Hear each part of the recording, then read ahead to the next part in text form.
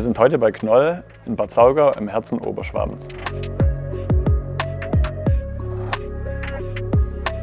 In allen Branchen, wo Werkzeugmaschinen drehen, fräsen, bohren oder schleifen, können grundsätzlich Knoll-Produkte eingesetzt werden. Wir stehen täglich vor der Herausforderung, viele Transporte aus dem Lager in die Montagen abzuwickeln.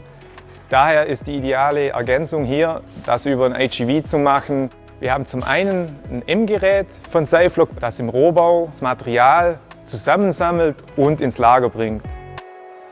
Des Weiteren haben wir 2 L-Geräte im Einsatz, die die komplette Materialversorgung vom Lager in die Montagen bewerkstelligen. Die größte Herausforderung war die Interaktion zwischen Menschen, bisherigen Flurförderfahrzeugen und unseren automatisierten Fahrzeugen. Eine weitere Herausforderung ist, die Trolleys müssen in Schienen eingebracht werden, bei denen wir nur einen Toleranzbereich im kleinen Millimeterbereich haben. Wir bei Knoll haben ein übergeordnetes Transportleitsystem und hier war für Safelog eine Anbindung ihrer HEVs problemlos möglich, sodass dies ein weiterer Pluspunkt für Safelog war.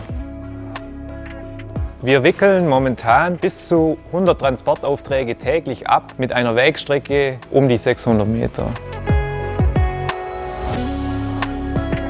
Safelog zeichnet sich meiner Meinung nach mit einer hohen Expertise im Bereich Software aus. Man kriegt sofort eine Antwort auf die Fragen, die man hat, und insgesamt muss ich sagen, die Zusammenarbeit ist sehr partnerschaftlich. Unser Ziel ist, alle Montagebereiche mittels HEV zu versorgen. Durch das Projekt sind Safelog und Knoll Systempartner geworden, sodass wir zukünftig gemeinsam mit Safelog Kundenprojekte lösen.